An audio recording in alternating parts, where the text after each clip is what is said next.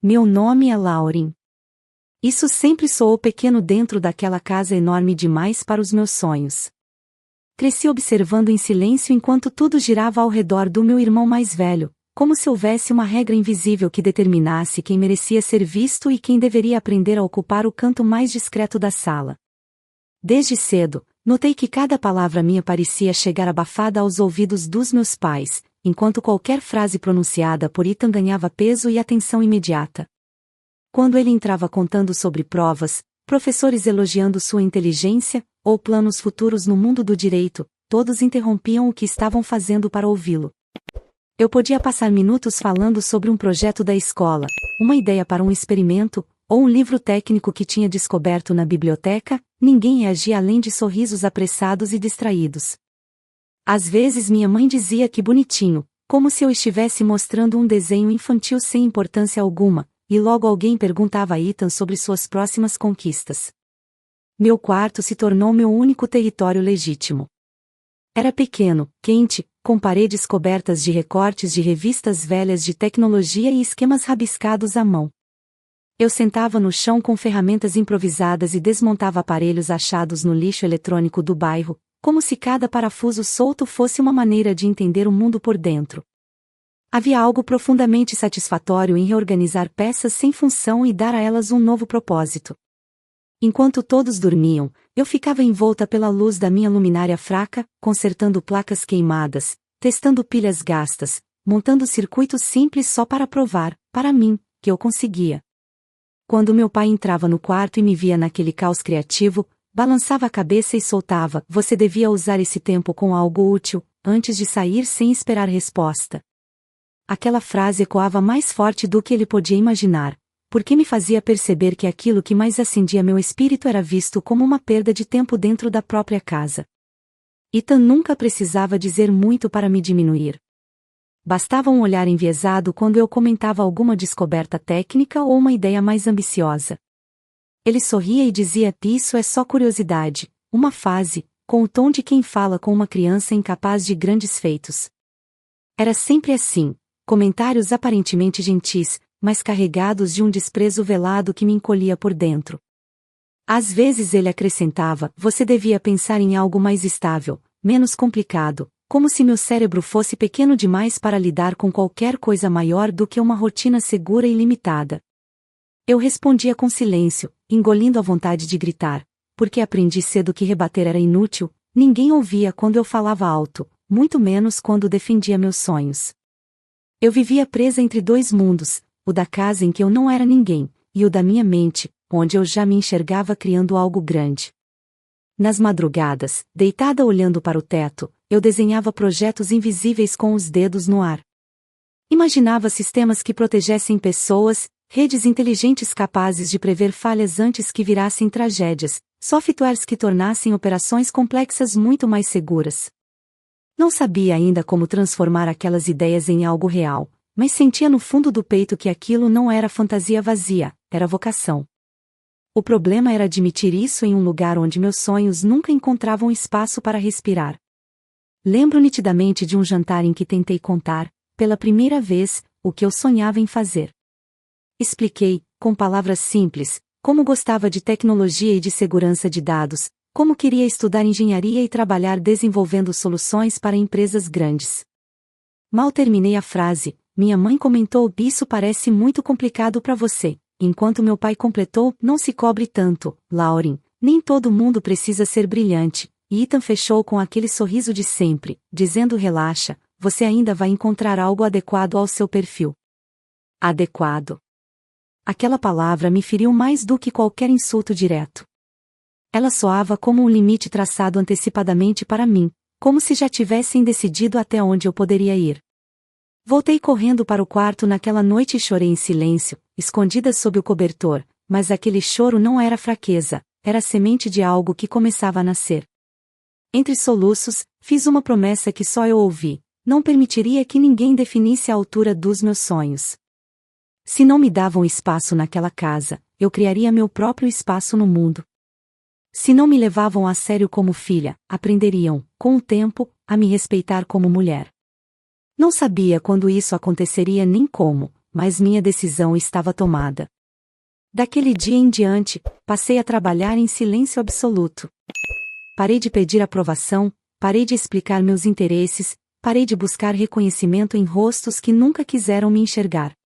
Cada hora livre era dedicada a aprender mais, experimentar mais, errar mais, crescer mais. Enquanto eles viam apenas uma garota quieta em seu quarto, eu estava construindo algo invisível e poderoso dentro de mim: determinação. O mundo ainda não sabia, minha família muito menos, mas cada ferramenta que eu segurava, cada linha de código improvisada, cada circuito montado era um tijolo silencioso de um futuro que um dia pisaria naquela mesma casa, grande demais para continuar sendo ignorado. Entrei na faculdade carregando muito mais do que uma mochila cheia de livros. Eu trazia comigo a sensação constante de que precisava provar algo para pessoas que sequer acreditavam em mim. Estudar engenharia foi uma decisão que ninguém na minha família realmente apoiou. Quando anunciei minha escolha, ouvi que seria mais seguro fazer algo mais simples, e você não precisa se colocar nesse tipo de pressão, como se a pressão viesse do curso e não da descrença de todos. Mesmo assim, atravessei os portões da universidade com o coração acelerado, sentindo que aquele ambiente, pela primeira vez, talvez fosse grande o suficiente para conter o que eu sonhava construir. Corredores cheios, laboratórios de vidro, salas iluminadas por telas enormes, tudo me fascinava. Cada aula parecia abrir uma janela nova dentro da minha mente, confirmando o que eu sempre intuíra: eu realmente pertencia ali. Me apaixonei cedo pelas disciplinas ligadas à segurança digital e à logística integrada. Enquanto muitos colegas viam aqueles conteúdos como excessivamente técnicos, eu os encarava como mapas para resolver problemas reais. Passava horas além do horário revisando códigos, estudando estruturas de dados avançadas e simulando cenários complexos em softwares que a maioria usava apenas durante as aulas obrigatórias. Meu foco era tão intenso que às vezes esquecia de comer ou de voltar cedo para casa, mas eu sentia uma alegria estranha no cansaço. Era o tipo de exaustão que vem de estar finalmente seguindo o próprio caminho. Ainda assim, sempre que voltava para a casa dos meus pais nos fins de semana, a realidade me puxava de volta. À mesa de jantar, eu tentava explicar o que estava aprendendo, falando sobre sistemas de monitoramento, análises de rotas seguras e prevenção de falhas logísticas. O olhar deles rapidamente se tornava vazio, e logo surgiam comentários como: isso parece complicado demais, você vai acabar se frustrando. Ethan, sempre com aquele ar de falsa preocupação, dizia: não quero que você se decepcione quando perceber que essas ideias não dão dinheiro. Cada frase atravessava minha pele como pequenas agulhas invisíveis. Eu respondia com sorrisos forçados e frases vagas, aprendendo a não compartilhar mais nada que realmente importasse para mim. Passei a entender que meu entusiasmo apenas alimentava o desprezo deles, então escolhi guardar tudo só para mim. No segundo ano da faculdade, surgiu a oportunidade de um estágio em uma pequena empresa de tecnologia especializada em segurança operacional. Era um prédio modesto longe do glamour corporativo, mas eu me senti entrando em uma catedral de possibilidades. Lá, pela primeira vez, vi profissionais discutindo exatamente os problemas que eu imaginava em minhas noites insones: transporte de dados confidenciais, rotas físicas de alto risco, falhas humanas que comprometiam sistemas inteiros. Meu supervisor costumava dizer: a segurança começa onde as pessoas acham que não precisam dela, e aquela frase se tornou quase um mantra para mim. Passei meses observando processos, assistindo reuniões técnicas e ajudando em tarefas simples, até que comecei a criar pequenas soluções próprias para melhorar relatórios e rotinas internas. Não demorou muito para alguns colegas começarem a elogiar meu trabalho, mas, curiosamente, aquilo nunca chegou aos ouvidos das pessoas que eu mais queria que ouvissem. Nesse período, tive minha primeira grande ideia: um sistema que integrasse previsões de risco com otimização de rotas e monitoramento em tempo real, reduzindo perdas e bloqueios logísticos. Passei noites desenhando diagramas e escrevendo linhas de código preliminares, imaginando aquilo funcionando em larga escala. Sentia como se estivesse diante da primeira peça real de algo muito maior, algo que poderia se transformar em uma empresa de verdade. Cheguei a comentar brevemente em casa, tentando compartilhar aquele entusiasmo raro. A reação foi imediata e previsível. É só um devaneio, ouvi. Você deveria focar em um emprego normal e estável. Ethan, sem nem disfarçar o sorriso de escárnio, comentou: ninguém paga milhões por ideias soltas feitas em quarto de estudante. Foi nesse exato momento que algo se rompeu dentro de mim. Não foi raiva explosiva, nem tristeza profunda, foi uma lucidez fria. Percebi que, se eu continuasse esperando algum tipo de apoio vindo daquela mesa de jantar, meus sonhos morreriam antes mesmo de nascer. Decidi, então, transformar o silêncio na minha armadura. Parei de mencionar meus projetos, evitei discutir estudos e, externamente, passei a parecer apenas uma aluna comum seguindo o fluxo da vida universitária. Internamente, porém, eu estava mais determinada do que nunca. Cada descrédito se tornou combustível. Cada comentário debochado reforçava minha certeza de que o único caminho possível seria provar meus resultados não com palavras, mas com algo concreto, inquestionável. A partir dali, comecei a organizar tudo secretamente. Guardava versões do meu projeto em backups escondidos, anotava contatos feitos no estágio e estudava, de forma silenciosa, tudo o que envolvia a abertura de empresas e desenvolvimento de produtos tecnológicos. Eu ainda não tinha dinheiro, estrutura ou aliados, mas possuía algo ainda mais poderoso: um plano em gestação. Sabia que estava apenas no começo, mas pela primeira vez na vida, o futuro deixava de ser uma ideia distante e passava a se desenhar de forma real diante de mim, não como um presente concedido pela aprovação da minha família, mas como algo que eu mesma estava começando a construir, linha por linha, contra todas as expectativas deles. A decisão de criar algo real saiu do papel no mesmo instante em que percebi que ninguém abriria portas para mim, eu teria de construí-las sozinha. Cada hora vaga passou a ser transformada em trabalho silencioso. Dividia meus dias entre as aulas, o estágio e turnos extras em pequenos projetos freelance que surgiam pela internet, sempre puxando tarefas que exigiam programação e análise de dados, porque pagavam um pouco melhor. Guardava cada centavo em uma conta que mantinha em absoluto segredo, anotava os valores em um caderno escondido no fundo da gaveta, como se fossem peças de um quebra-cabeça que aos poucos começava a fazer sentido. Não havia espaço para luxos. Minha rotina se tornou econômica em tudo: comida simples, roupas repetidas, finais de semana sem lazer, porque o único objetivo naquele período era juntar dinheiro suficiente para tirar minha ideia da condição de sonho e plantar sua primeira raiz fora da minha cabeça. Quando finalmente consegui alugar uma pequenina sala comercial em um prédio antigo da região industrial da cidade, senti um tipo de nervosismo que nunca havia conhecido antes. O local tinha paredes descascadas e um cheiro permanente de poeira velha, mas aos meus olhos parecia o cenário mais promissor do mundo. Levei para lá um notebook usado, uma mesa instável comprada em um brechó e uma cadeira rangente que eu encontrara esquecida em um depósito do estágio. Passei horas limpando, colando cartazes improvisados com esquemas de processos, rabiscando metas nas paredes com caneta permanente. Naquele espaço quase vazio, eu me sentia finalmente dona de algo, ainda que fosse apenas de um sonho sem nome. Eu sabia que não conseguiria seguir sozinha por muito tempo, então comecei a procurar aliados onde poucos olhavam: estudantes recém-formados, jovens programadores recusados por grandes empresas, profissionais que carregavam em si as mesmas frustrações que eu conhecia tão bem. Em pequenos anúncios online e conversas silenciosas, encontrei 2 talentos extraordinários, invisíveis para o mercado tradicional. Quando nos sentamos pela primeira vez naquela sala mal iluminada, senti uma conexão imediata. Não havia formalidade, apenas o brilho de quem queria provar que podia ir além do rótulo de descartável. Disse a eles: não posso prometer salários altos agora, só trabalho duro e um futuro que vamos construir juntos, e nenhum dos dois hesitou em responder que aquilo era exatamente o que buscavam. Os primeiros meses foram um choque de realidade. Nosso sistema falhava mais do que funcionava. Linhas de código se anulavam, os servidores caíam, os algoritmos entregavam previsões equivocadas.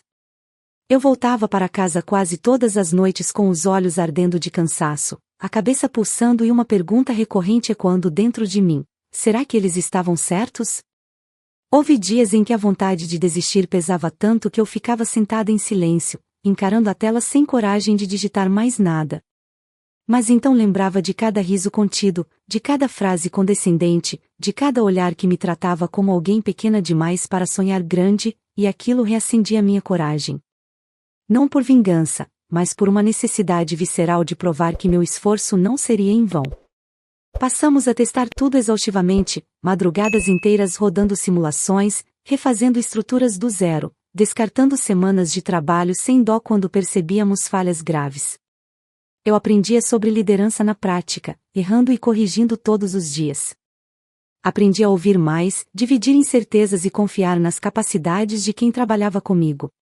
Aos poucos, os erros começaram a diminuir, e as métricas que antes só nos frustravam passaram a indicar progresso real. Lembro nitidamente da primeira vez em que vi nosso sistema funcionar de maneira estável por mais de 24 horas seguidas. Fiquei sozinha na sala, observando os gráficos na tela, sentindo lágrimas escorrerem sem que eu tentasse contê-las. Naquele instante, entendi que já não estava apenas sonhando, eu estava construindo algo vivo. O primeiro cliente surgiu de forma tímida, indicado por um antigo contato do estágio que confiava no meu potencial. Uma empresa pequena, com operações regionais, mas com problemas sérios de segurança logística. Apresentei nossa solução com as mãos tremendo, tentando esconder o medo atrás de uma postura firme. Quando fechei o primeiro contrato, modesto, quase simbólico, saí do prédio sentindo que tinha acabado de vencer uma montanha. Não contei nada à minha família. Não queria aplausos tardios nem perguntas carregadas de ironia. Preferi guardar aquele triunfo só para mim e para a equipe que havia acreditado quando ninguém mais quis. A partir dali, uma sequência de pequenos contratos começou a surgir. Nada grandioso, mas suficiente para nos manter vivos e reinvestindo em melhorias. Eu sabia que ainda éramos invisíveis para o mundo corporativo e, certamente, para minha família, mas aquela invisibilidade já não doía como antes. Pelo contrário, ela me protegia. Enquanto ninguém nos levava a sério, eu podia crescer sem interferências, lapidar nosso produto em silêncio e preparar, sem alarde, algo capaz de romper o muro de descrédito que sempre me cercara. No fundo do peito, uma sensação nova começava a florescer, a certeza de que o verdadeiro nascimento da minha vida não fora o dia em que eu cheguei ao mundo, mas aquele momento exato em que criei, no silêncio, algo que ninguém mais poderia me tirar. Eu soube que o silêncio havia acabado no dia em que Ethan descobriu a existência da minha empresa. A notícia não chegou de forma direta, veio distorcida, por comentários atravessados, olhares mais atentos durante os almoços de família e perguntas aparentemente inocentes sobre meu trabalho de verdade. Quando finalmente ouvi meu irmão mencionar o nome do sistema que eu vinha desenvolvendo, percebi que alguém havia feito a ligação entre meu estágio antigo e meus novos contratos. Senti um frio escorrer pela espinha. Não era medo do confronto em si, mas da tempestade que eu sabia que viria depois. Ethan sempre teve talento para transformar pequenas informações em armas. O primeiro ataque veio em tom de escárnio. Durante um jantar em que os pais estavam presentes, ele comentou com um sorriso carregado de desprezo: "Então aquele seu projetinho virou uma empresa", e antes que eu pudesse responder, completou: "Nunca imaginei que você fosse tão longe com esse negócio vergonhoso." A palavra ficou ecoando na minha mente como um golpe seco. Vi meus pais assentirem, silenciosos, mais constrangidos do que orgulhosos, como se aquilo realmente fosse algo que devesse causar vergonha. Permaneci imóvel, dei um gole lento no meu copo d'água e não respondi. Aprenderá que aquela família não estava interessada em explicações, apenas em julgamentos. Dias depois, as consequências começaram a surgir de forma prática e cruel. Solicitações burocráticas que normalmente eram aprovadas em poucos dias passaram a ficar em análise indefinida. Certificações técnicas voltavam com exigências absurdamente específicas. Fornecedores com quem eu já negociava começaram a cancelar reuniões sem justificativa clara. Não precisei de provas diretas para entender. Ethan estava usando seus contatos jurídicos para levantar suspeitas sobre a legitimidade da minha empresa, espalhando a ideia de que eu operava fora dos padrões legais. Cada pequena barreira parecia desenhada para atrasar nosso crescimento, minar nossa credibilidade e, aos poucos, sufocar aquilo que eu vinha construindo tão silenciosamente. Houve uma noite em que fiquei sozinha na sala da empresa, observando a chuva bater contra a janela suja, tentando segurar a sensação de impotência que ameaçava me engolir. Pela primeira vez desde que começara tudo aquilo, pensei em desistir. Não por falta de capacidade, mas pelo peso emocional de ser atacada exatamente por quem deveria, ao menos, permanecer neutro.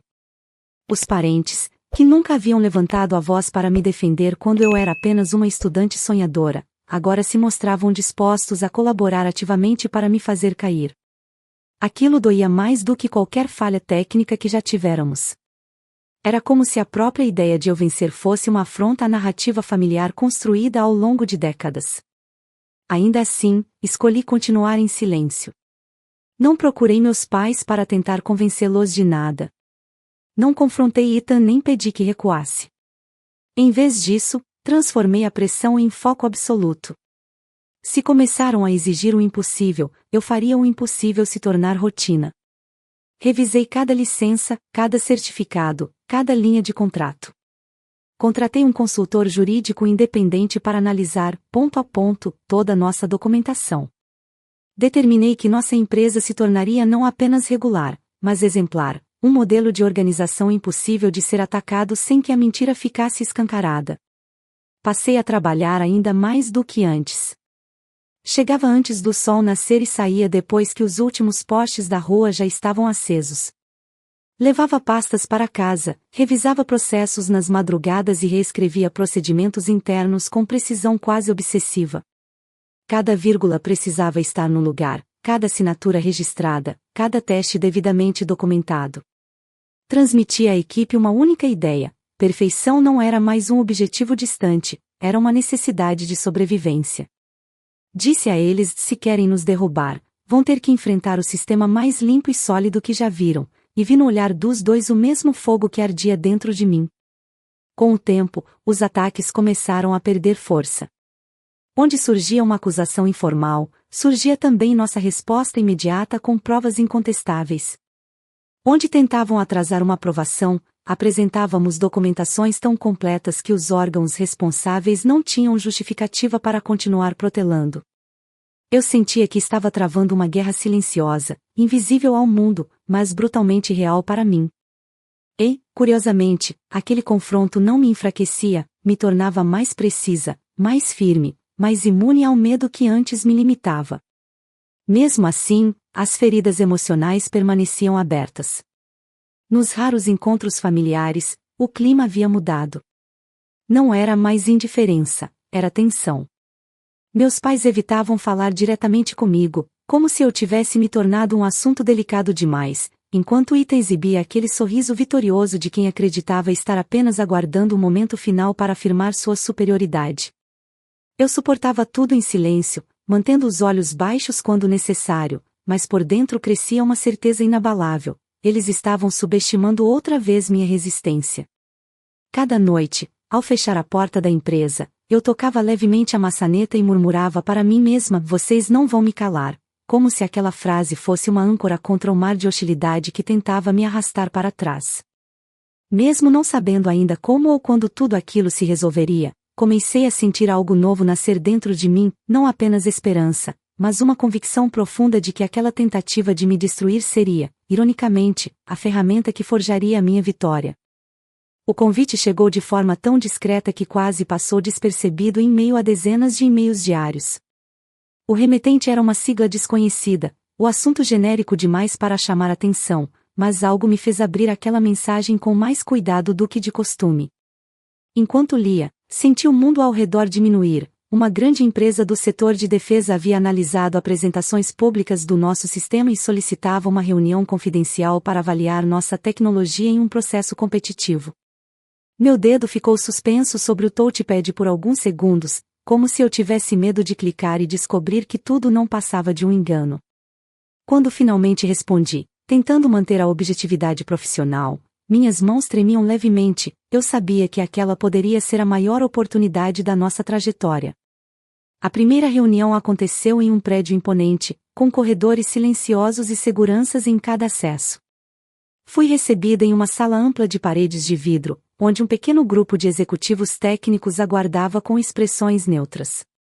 Apresentei nosso sistema com precisão, evitando qualquer entusiasmo exagerado que pudesse diminuir a seriedade do momento. Enquanto eu explicava funcionalidades, algoritmos de previsão e protocolos de segurança, observava atentamente cada reação, sobrancelhas que se arqueavam, anotações rápidas, trocas breves de olhares. Ao final, ouvi apenas um "vamos analisar com cuidado", seguido de um aperto de mão formal, nenhum indício claro de aprovação, nenhuma rejeição. Saí dali com o coração acelerado, tentando me convencer de que aquela neutralidade era melhor do que um não imediato. As semanas seguintes se transformaram em um teste de resistência. Vieram as auditorias técnicas, os pedidos de relatórios detalhados, as simulações complexas em ambientes fechados. Nosso sistema foi colocado frente a frente com soluções de grandes conglomerados internacionais, empresas com orçamentos que eu mal conseguia imaginar. Eu acompanhava cada fase do processo com uma mistura constante de ansiedade e foco absoluto. Dormia pouco, revisava apresentações repetidas vezes e me sentia obrigada a estar sempre impecável. Sabia que qualquer deslize mínimo poderia significar o fim da competição para nós. Cada convocação para uma nova rodada de testes era recebida por mim como uma pequena vitória provisória, mas eu nunca comemorava. Aprendi cedo demais a não celebrar nada antes da hora. Dentro da sala de espera da empresa de defesa, eu me sentava com as mãos cruzadas sobre a bolsa, observando representantes de corporações gigantescas conversarem com evidente confiança. Alguns mal disfarçavam a surpresa ao me ver ali, jovem, sozinha, sem uma comitiva atrás. Eu sentia seus olhares percorrendo meu rosto como quem tenta decifrar um enigma improvável. O que aquela mulher fazia naquele processo? Em resposta silenciosa, eu me concentrava ainda mais, não precisava parecer pertencente àquele ambiente, precisava apenas ser a melhor ali dentro. Quando finalmente fomos informados de que nosso sistema superara os testes de desempenho e confiabilidade, senti o ar faltando nos pulmões por alguns segundos. A notícia foi transmitida por uma ligação curta, formal, sem qualquer entusiasmo. Havíamos sido pré-selecionados para a etapa final do processo. Apoiei a mão na parede da sala da empresa enquanto desligava o telefone, tentando controlar a emoção que ameaçava transbordar. Era a primeira vez que, diante de algo tão grande, eu permitia que um fio de esperança escapasse do controle rígido que eu sempre mantivera. A fase final consistia em análise contratual e verificação completa de compliance. Foram dias intensos de troca de documentos criptografados, assinaturas preliminares e reuniões silenciosas sobre cláusulas de confidencialidade. Quando o termo de aprovação oficial chegou à minha caixa de entrada, li cada linha com atenção quase reverente. O valor estampado ao final parecia surreal: $89 milhões. Permaneci alguns minutos encarando aqueles números sem conseguir reagir. Não gritei, não chorei. Apenas fechei os olhos e respirei fundo, porque naquele instante compreendi a dimensão do que estava acontecendo. Meu trabalho silencioso, tantas vezes desprezado, havia chegado a um patamar que nenhum comentário maldoso seria capaz de diminuir. Por força das cláusulas de sigilo, eu não podia revelar a aprovação a ninguém fora da equipe imediatamente. Mesmo meus funcionários receberam a notícia de forma contida, envolvidos pelo peso da responsabilidade de manter segredo absoluto até a assinatura definitiva. Comuniquei tudo em voz baixa, quase solene, e disse: "Isso muda nossas vidas, mas ainda não é hora de celebrar", ao que vi os olhos deles se encherem de brilho contido. A empresa inteira parecia respirar mais fundo a partir daquele dia, mas externamente seguíamos tão invisíveis quanto sempre. Ninguém imaginava o que estávamos prestes a nos tornar. Em casa, minha postura não mudou em nada.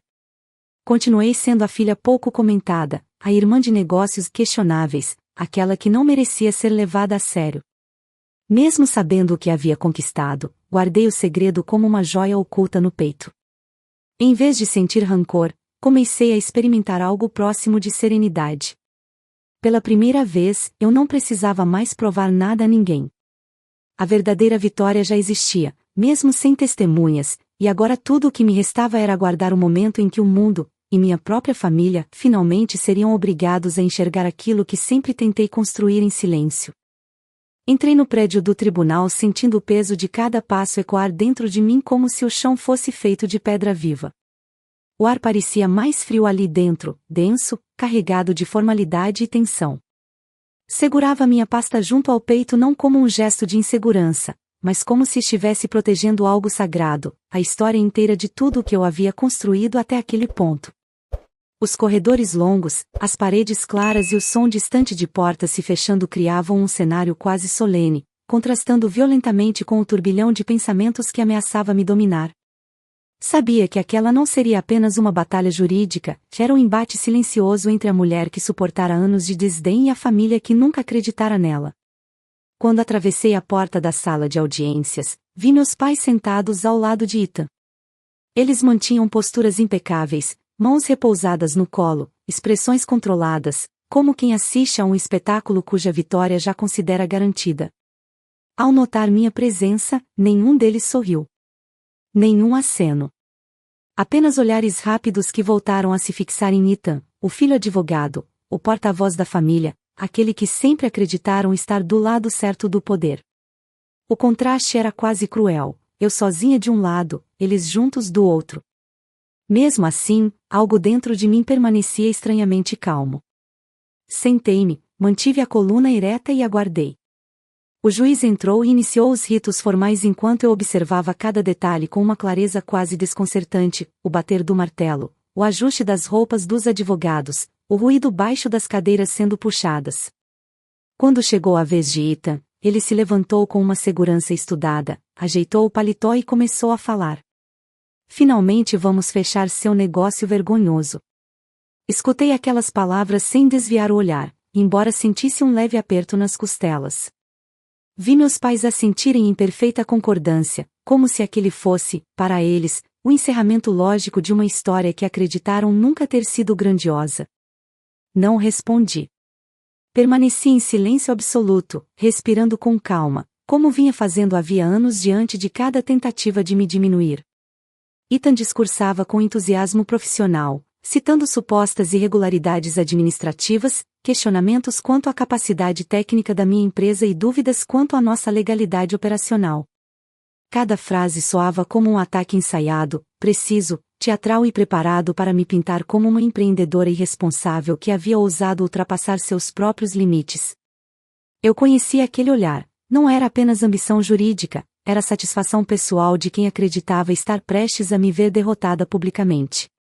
Enquanto ele falava, recordei todas as noites sem dormir, cada auditoria vencida, cada contrato pequeno que mantivera minha empresa viva, e cada documento solidamente arquivado que agora sustentava minha tranquilidade. Respirei fundo. Não me levantei para discutir. Não interrompi nem pedi a palavra. Limitei-me a observar a reação do juiz, cuja expressão séria começava a demonstrar uma mudança sutil, uma sobrancelha arqueada, o leve inclinar da cabeça em atenção renovada. Em determinado momento, um oficial se aproximou discretamente da bancada judicial e entregou um envelope fechado. O juiz abriu o documento ali mesmo, seus olhos percorrendo as páginas com rapidez crescente. O ambiente parecia suspenso no ar, até o discurso de Ethan perdeu o ritmo, ainda que ele não tenha percebido imediatamente. Então, ouvi a voz firme do magistrado ecoar pela sala. Espere. Esta é a empresa que acabou de garantir o contrato de defesa de 89 milhões de dólares? Preciso ver, o silêncio foi absoluto. Senti como se o tempo tivesse se dobrado sobre si mesmo. Notei o sangue esvaziar o rosto de Ethan, seus lábios entreabrirem em espanto, e o olhar de meus pais se transformar em algo entre incredulidade e confusão. Pela primeira vez dentro daquela sala, eu não era invisível. Todos os olhares se voltaram para mim, como se finalmente estivessem enxergando quem eu sempre fora. Sem alterar o tom, ergui-me com calma e entreguei a pasta com os documentos comprobatórios que eu aguardara pacientemente o momento de compartilhar. Não disse nenhuma palavra além do estritamente necessário para confirmar a autenticidade dos papéis solicitados. Meu silêncio sempre foi a minha arma, e naquele momento ele falava mais alto do que qualquer discurso que eu pudesse fazer. Enquanto o juiz analisava o conteúdo, observei minha família em choque, o filho prodígio agora sem argumentos, os pais encarando uma realidade para a qual jamais haviam se preparado. Quando o magistrado encerrou a leitura preliminar e anunciou a suspensão imediata das alegações por falta de fundamento, senti uma onda de alívio atravessar meu corpo, mas mantive-me firme, sem transbordar emoções. Não era hora de comemorar, era hora de encerrar um ciclo.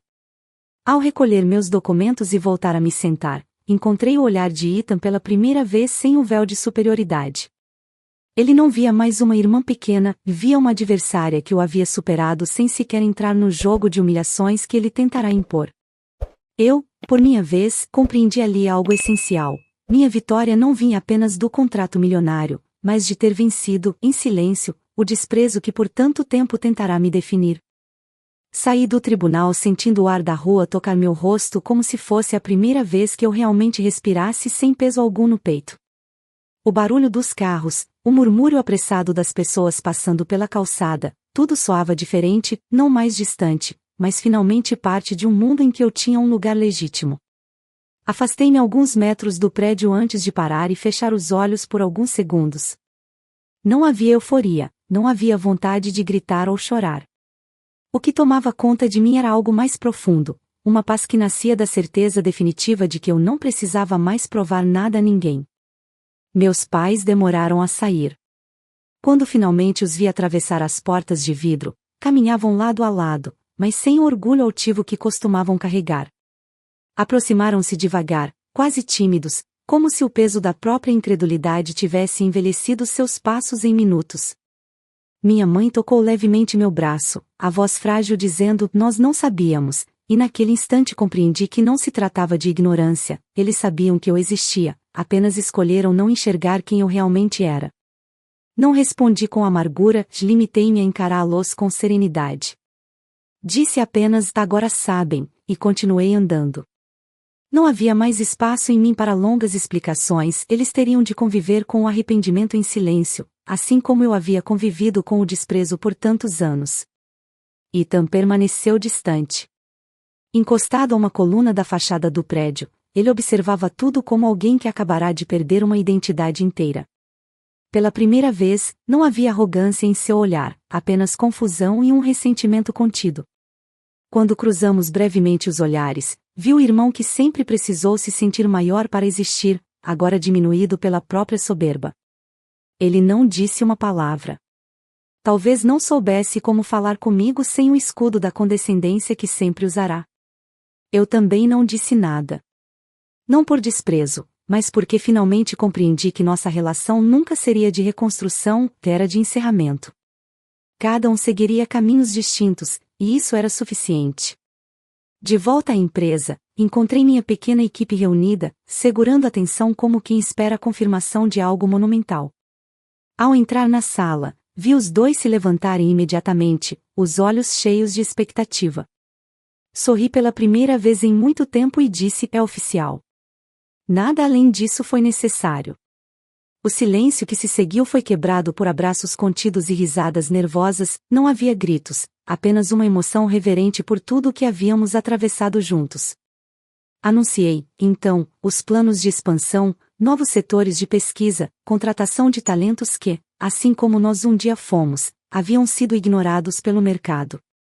Expliquei que aquela empresa não seria somente um centro de tecnologia, mas também um refúgio para mentes brilhantes subestimadas, gente que precisava apenas da primeira oportunidade para mostrar seu valor. Nos meses seguintes, minha rotina se transformou em algo que antes parecia impensável. Vi a empresa crescer em proporções rápidas, escritórios maiores sendo montados, equipes sendo formadas, reuniões estratégicas que agora aconteciam em salas antes reservadas apenas para grandes corporações. Passei a ser convidada para eventos e conferências como referência em inovação e segurança logística, ambientes nos quais, algum tempo atrás, eu teria sido vista como um corpo estranho. Agora, meu nome aparecia nos painéis, nas apresentações, nos contratos. Não sentia vaidade com isso, sentia justiça. Quanto à minha família, o distanciamento tornou-se natural. Não houve rompimento declarado, mas também não houve reconexão. Nossas conversas tornaram-se raras, superficiais, cheias de silêncios constrangidos. Meus pais carregavam um respeito tardio, frágil, ainda imaturo, enquanto eu já não buscava reconhecimento algum. Ethan seguiu na advocacia, mas agora sem o brilho arrogante de antes. Soube por terceiros que ele perdeu prestígio dentro de alguns círculos profissionais por causa da exposição daquela tentativa pública de sabotagem, aprendendo duramente que o poder usado para ferir também pode se voltar contra quem o impunha. Certa noite, Voltei sozinha à primeira sala em que tudo havia começado. O prédio antigo ainda estava de pé, agora quase abandonado. Entrei naquele espaço vazio e observei as paredes descascadas, o chão gasto, o lugar exato onde ficava minha mesinha instável. Passei a mão pela superfície fria da parede e deixei escapar um sussurro tranquilo. Eu consegui. Não havia ninguém para ouvir além de mim mesma, e isso era o mais simbólico de tudo, porque a mulher que um dia precisará de aplausos agora se bastava com a própria consciência. Caminhei até a janela e observei a cidade iluminada lá embaixo, pulsando como um organismo vivo. Percebi, então, que aquela história não era apenas sobre vencer um processo judicial ou fechar um contrato milionário. Era sobre algo muito mais profundo: vencer a invisibilidade, sobreviver ao silêncio imposto pelos outros e transformá-lo em uma voz silenciosa, porém inquebrável. Eu não venci levantando a voz, humilhando ninguém ou exigindo reconhecimento, venci permanecendo fiel à minha trajetória, trabalhando quando ninguém via e persistindo quando todos duvidavam. E naquele instante final, sozinha em meio às memórias que um dia quase me quebraram, compreendi a maior verdade da minha vida: o silêncio que um dia me sufocou acabou se transformando na força que construiu tudo o que eu sou agora, e essa foi, sem dúvida alguma, a minha maior vitória. Fico muito feliz por você ter ficado até o final do vídeo. O que você achou dessa linda história? Coloque nos comentários sua opinião, deixe seu like, se inscreva no canal, e ative o sininho de notificações para não perder uma história preciosa. Até a próxima!